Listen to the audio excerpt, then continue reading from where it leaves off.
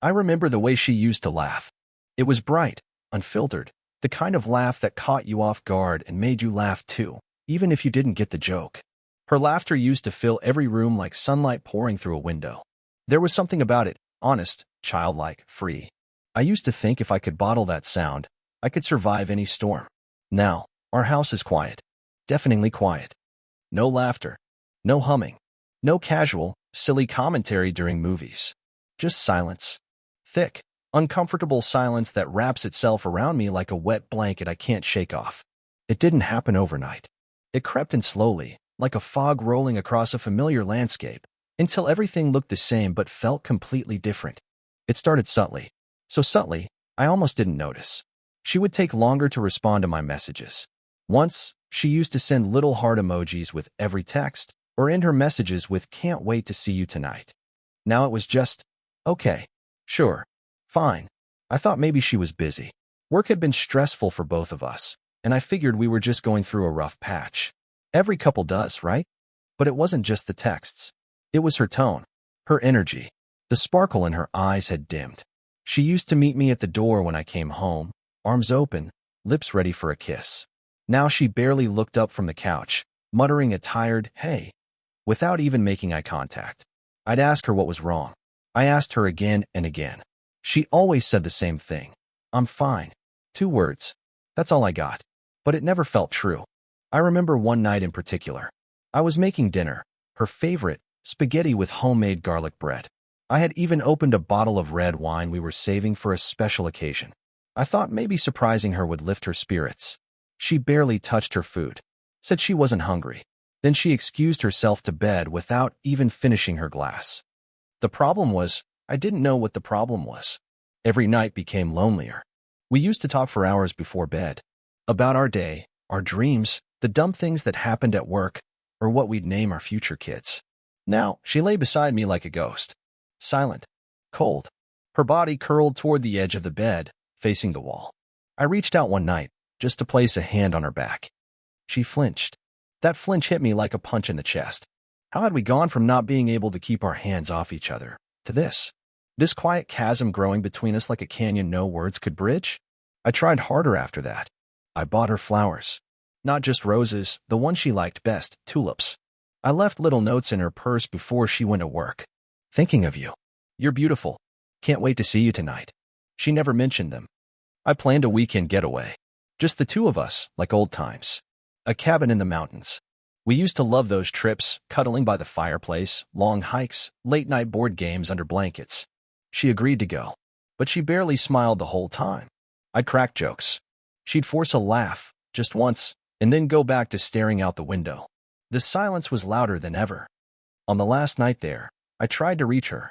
We were lying in bed, and I turned to her, brushing her hair behind her ear. I whispered, "I miss you." She turned her head slightly, but her eyes stayed distant. "I miss me too," she said quietly. Those 4 words broke something inside me. This wasn't just sadness. This was something deeper, heavier. It wasn't until a few weeks later that I saw the real cracks beneath the surface. I came home from work earlier than usual. The house was dark. Not dim, pitch black. I called out her name. No answer. My heart sank. I walked through the hallway and found her sitting on the floor of the bedroom, back against the wall, knees pulled to her chest.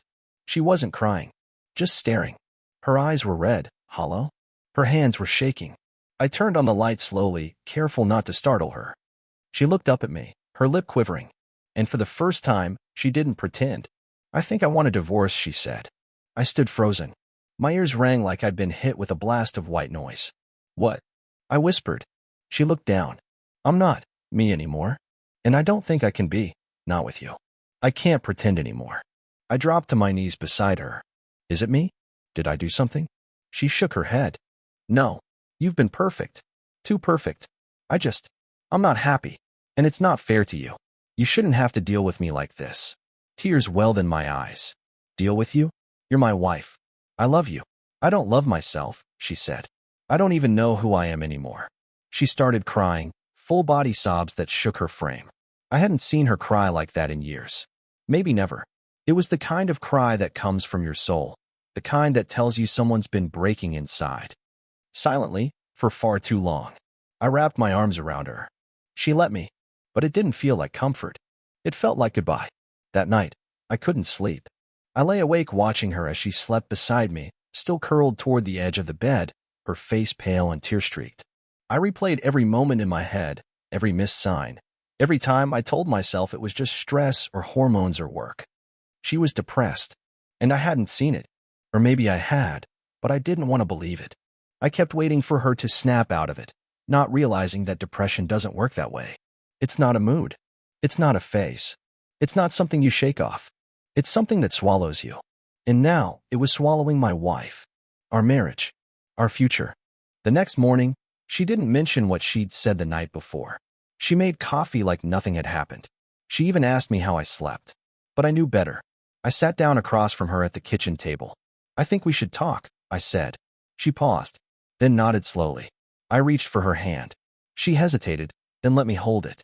"I don't want a divorce," I said quietly. "But I do want to understand. Help me understand, please." She looked at me for a long moment. Then, finally, she spoke. "I don't feel like a person anymore. I wake up and feel empty. Everything I used to love, painting, music, it's like I can see it, but I can't feel it. I fake smiles at work. I fake them with you. And then I come home and just collapse. I'm tired all the time. I hate my body. I hate my mind. I feel like I'm drowning every day, and the worst part is, I don't even know why." Her voice broke. I squeezed her hand, my own voice cracking. "Why didn't you tell me?" "Because I didn't want to scare you," she whispered. "Because I didn't want to admit it was real." We sat in silence for a long time. But this time, it felt different. Not suffocating, just still, like the eye of a storm. That was the moment I knew this wasn't about a failing marriage. It wasn't about love lost. It was about something deeper. Something broken inside her that love alone couldn't fix. But maybe, just maybe, love could hold together long enough to find a way. That was the beginning, not of the end, but of the fight. She didn't bring up the divorce again after that night. But the weight of it lingered in the air between us like a heavy fog. Everything felt fragile, like we were walking on thin ice, careful not to say the wrong thing, do the wrong thing, feel too much, or too little. I began tiptoeing around my own home, afraid of cracking her further. She wasn't cruel or distant on purpose. In fact, she tried harder after that conversation. She'd ask me how work was, attempt to smile during dinner, even suggested we watch a movie together one night. But I could see the effort it took. Every movement was deliberate. Every interaction felt like a task she was checking off a list of things a wife was supposed to do. I appreciated it. But it also broke my heart. She wasn't living. She was performing. One night, I stayed up after she'd gone to bed. I sat on the couch in the dark, staring at the quiet television screen. My thoughts were spiraling. What if she meant it the first time?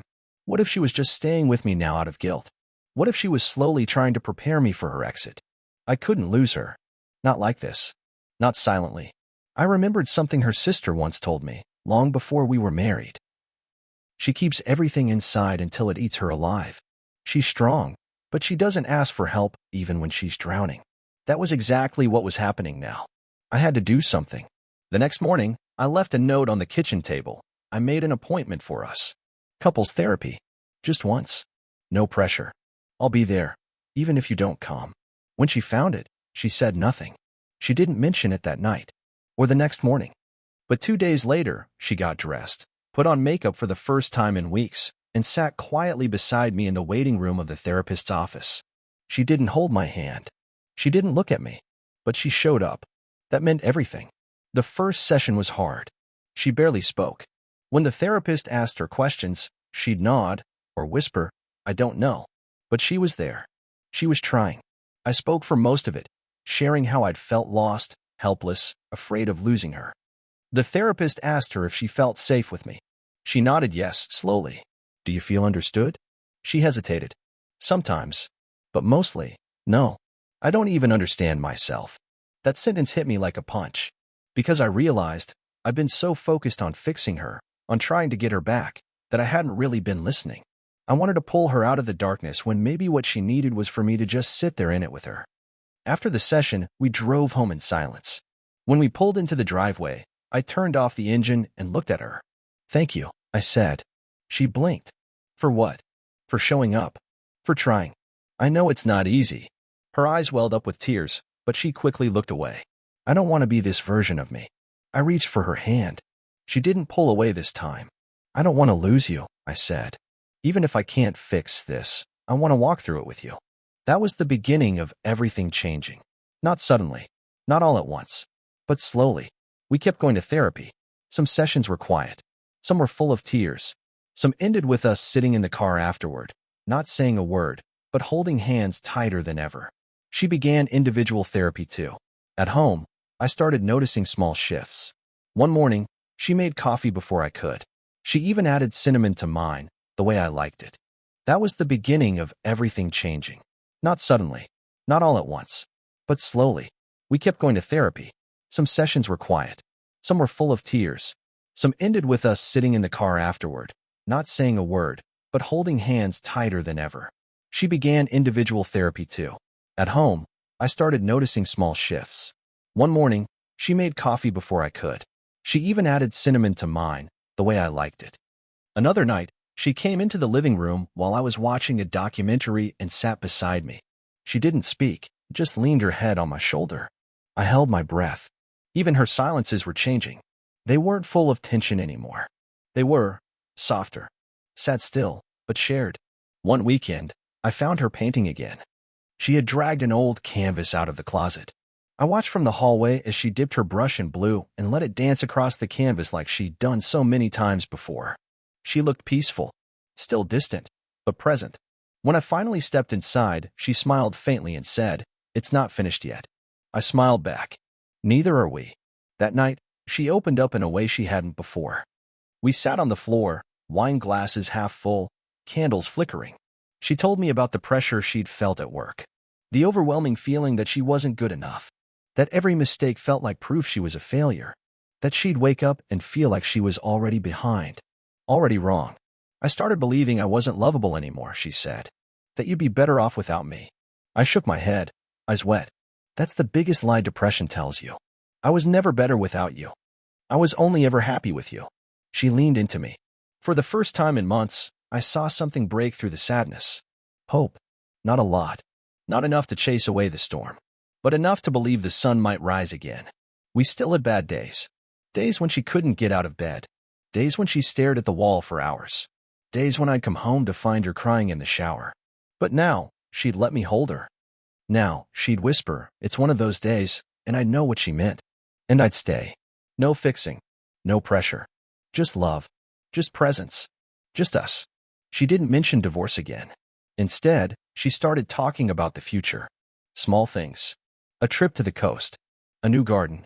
Adopting a dog. I knew better now. Healing doesn't happen on a schedule. But she was trying. And I was right there with her, every step of the way.